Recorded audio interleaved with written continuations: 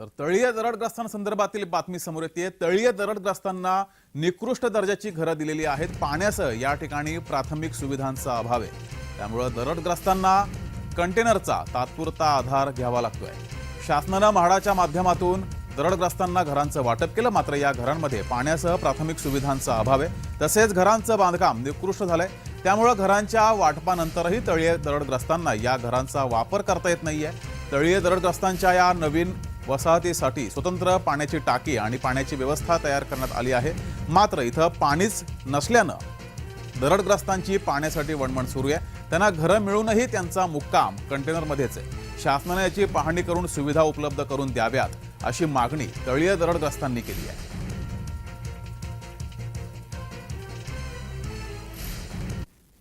Light व्यवस्थित नाही आहे, पंखे चालत नाहीत, लाईट नाही चालत, पाणी नाही आहे।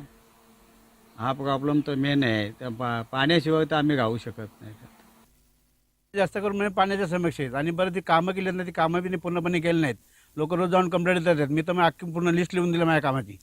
म्हणजे बाथरूममधून जे पाणी जाते, पाणी बी काय फाउंडेशनमधनं बाहेर निघतंय, पायपाने पाणी जात नाही, पूर्ण लिकेज आहे।